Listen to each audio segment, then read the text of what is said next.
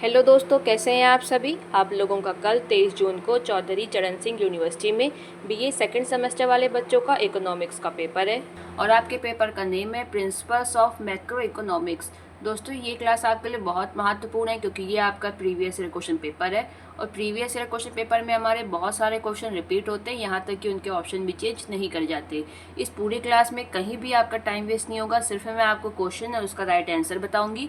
फिर भी अगर आपको क्लास लंबी लग रही हो तो प्लीज़ आप इसकी स्पीड बढ़ा लीजिए, लेकिन ये सारे क्वेश्चन आप देख के ज़रूर जाइएगा। मुश्किल से ये आपकी 15 मिनट की क्लास होगी, तो मुझे नहीं लगता है कि 15 मिनट बहुत ज़्यादा होते हैं, इसलिए आप प्लीज़ स्पीड बढ़ा के क्लास को देख के ही जाइएगा। चलिए हम लोग अपने अब क्वेश्चन की तरफ चलते हैं।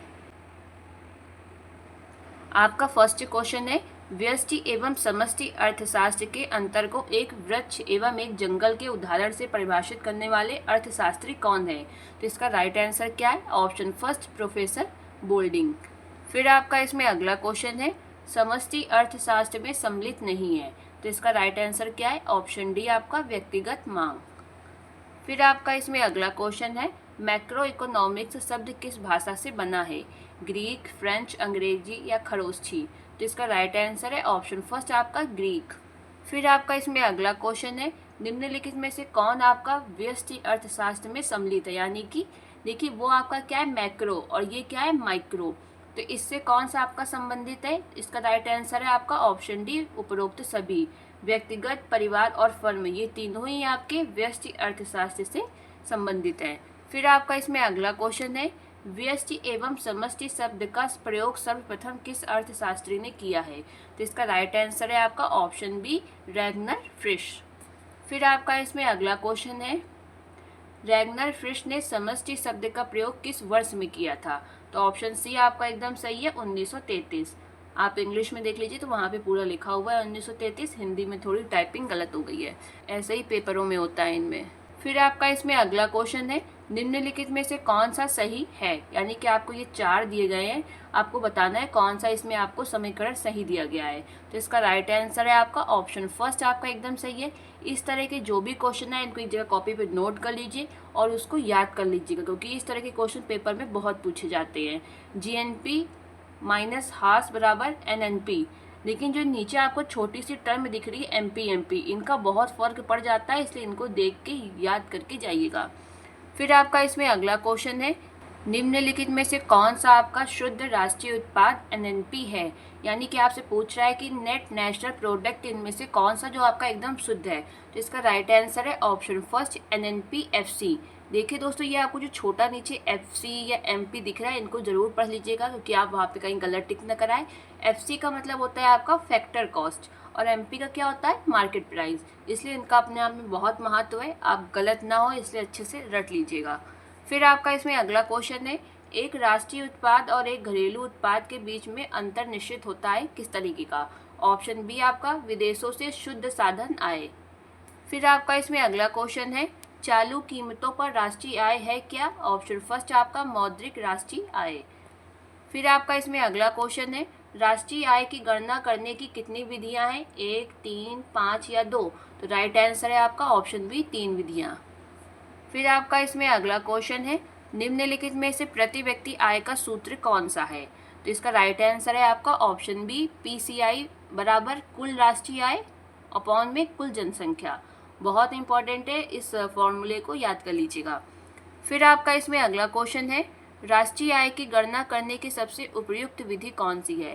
तो इसका राइट आंसर है आपका आय और उत्पाद विधि दोनों। ऑप्शन डी आपका एकदम सही है। फिर आपका इसमें अगला क्वेश्चन है, निम्नलिखित में से किसे जीएनपी में सम्मिलित नहीं किया जाता। तो इसका राइट आंसर है आपका ऑप्शन फर्स्ट देश के घरेलू सीमा में गैर निवासियों की जो आय होती है। फिर आपका इसमें अगला क्वेश्चन है, निम्नलिखित में से किसे कल्याण का सूचक माना जाता है। मौद्रिक जीडीपी, वास्तविक जीडीपी, जीएनपी या उपरोक्त सभी। तो इसका राइट आंसर है ऑप्शन बी वास्तविक जीडीपी। फिर आपका इसमें अगला क्वेश्चन है, निम्नलिखित में से किसे राष्ट्रीय आय में सम्मिलित किया जाता है। तो किसे किया जाता है। ऑप्शन फर्स्ट आपका अंतः वस्तुएं। फिर आपका इसमें अगला क्वेश्चन है, जिन वस्तुओं का उपयोग उत्पादक द्वारा अन्य वस्तुओं के उत्पादन के लिए किया जाता है वह वस्तुएं कहलाती हैं क्या। मध्यवर्ती वस्तु, अंतः वस्तु, वस्तुएं एवं सेवाएं या उपरोक्त सभी। तो इसका राइट आंसर है ऑप्शन फर्स्ट, मध्यवर्ती वस्तु। फिर आपका इसमें अगला क्वेश्चन है, राष्ट्रीय आय लेखांकन को किस नाम से जाना जाता है? पूंजीवाद लेखांकन, आय लेखांकन, सामाजिक लेखांकन या राजनैतिक लेखांकन। तो इसका राइट आंसर है ऑप्शन सी, सामाजिक लेखांकन।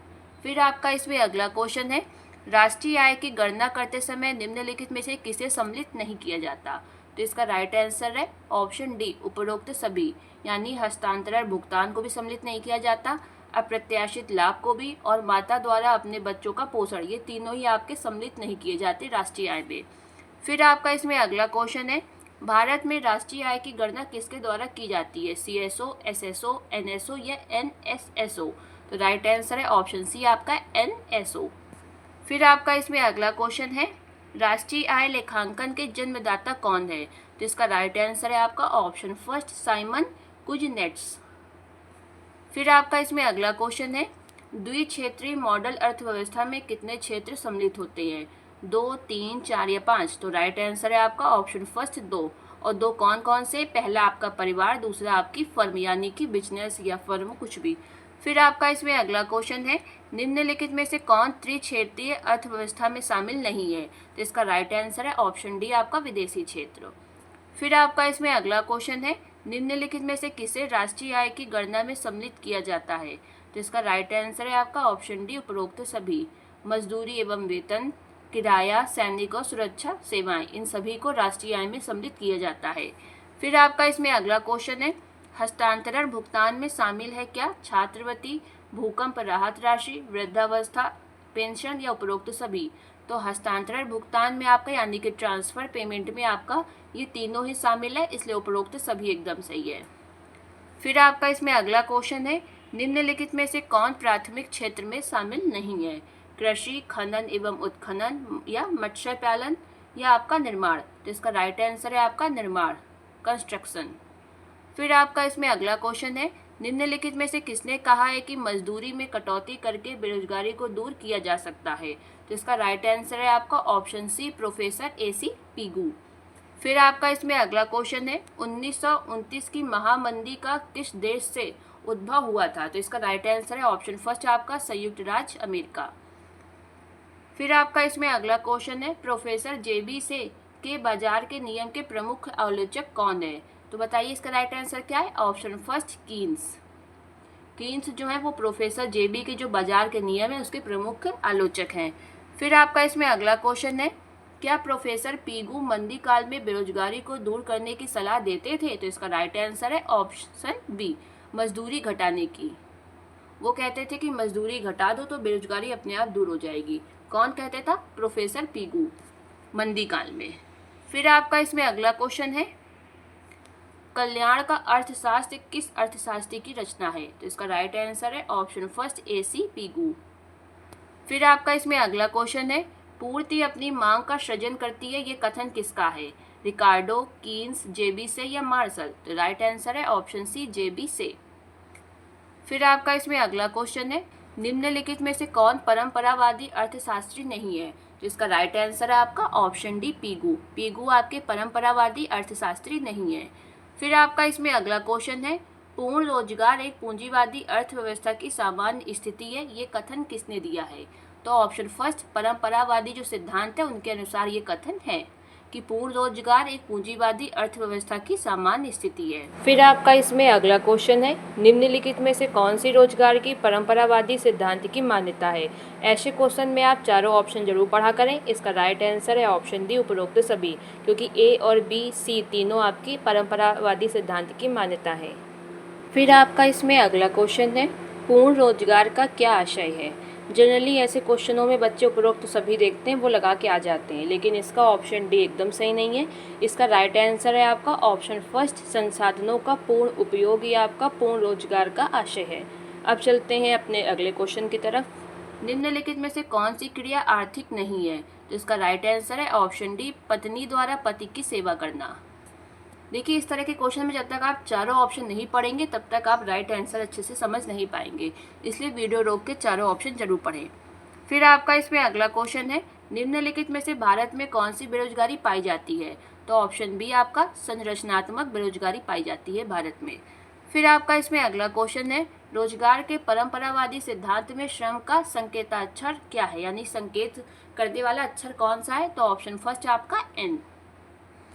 फिर आपका इसमें अगला क्वेश्चन है, आय व रोजगार के परंपरावादी सिद्धांत में श्रम की मांग एवं वास्तविक मजदूरी में किस प्रकार का संबंध है, विपरीत संबंध है, धनात्मक या निर्धारित नहीं है, यानी कोई संबंध नहीं है, ऑप्शन सी ये कह रहा है। तो राइट आंसर है आपका ऑप्शन फर्स्ट, विपरीत संबंध है। श्रम की मांग और वास्तविक मजदूरी में विपरीत संबंध है। फिर आपका इसमें अगला क्वेश्चन है, निम्नलिखित में से कौन सा सही है आपको बताना है इन चारों में, तो इसका राइट आंसर है आपका ऑप्शन फर्स्ट आपका एकदम सही है, वास्तविक मजदूरी बराबर मौद्रिक मजदूरी अपॉन कीमत।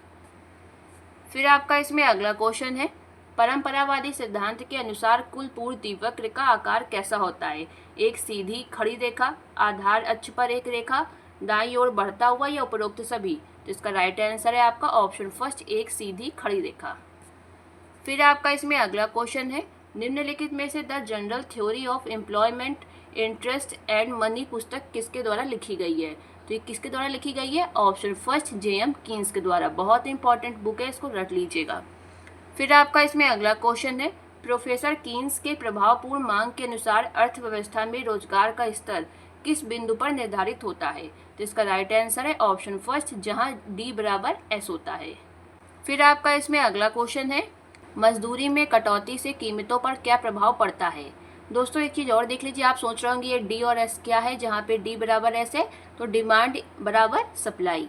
अब अपने अगले क्वेश्चन के आंसर पे आ जाइए, मजदूरी में कटौती से कीमतों पर क्या प्रभाव पड़ता है, तो कीमतें आपकी गिरती हैं, ऑप्शन बी आपका एकदम सही है।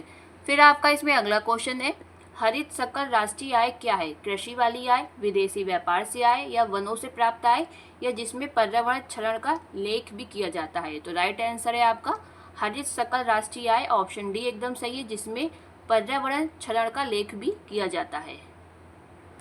फिर आपका इसमें अगला क्वेश्चन है, निम्नलिखित में से प्रभावपूर्ण मांग की संकल्पना किस अर्थशास्त्री ने दिया है, तो इसका राइट आंसर है option first, professor JM Keynes ने आपकी प्रभावपूर्ण मांग की संकल्पना दी है। फिर आपका इसमें अगला क्वेश्चन है, कीन्स के अनुसार निवेश मुख्यतः निर्भर करता है किस पे, तो ऑप्शन सी आपका ए और बी दोनों पर, पूंजी की सीमांत दक्षता पर और ब्याज की दर पर। फिर आपका इसमें अगला क्वेश्चन है, आय रोजगार के प्रतिष्ठित सिद्धांत के अनुसार पूर्ण रोजगार की स्थिति से विचलन है क्या, इसका राइट आंसर है ऑप्शन फर्स्ट, पूर्णतः अस्थायी प्रकृति का। फिर आपका इसमें अगला क्वेश्चन है, निवेश फलन निर्भर करता है किस पे, वस्तु की मांग पर, वस्तु की पूर्ति पर, ब्याज की दर पर, या वस्तु की कीमत पर, तो राइट आंसर है आपका ऑप्शन सी, ब्याज की दर पर। फिर आपका इसमें अगला क्वेश्चन है, रोजगार के प्रतिष्ठित सिद्धांत के अनुसार मौद्रिक मजदूरी का गिरावट का प्रभाव होगा क्या, ऑप्शन फर्स्ट आपका रोजगार में वृद्धि होगी। तो दोस्तों ये थे आपके मोस्ट इंपॉर्टेंट 51 MCQs। अगर किसी भी क्वेश्चन में कोई भी डाउट हो तो आप मुझे निसंकोच कमेंट कर सकते हैं, रिप्लाई मैं डेफिनेटली करती हूँ। बाकी वीडियो देखने के लिए धन्यवाद।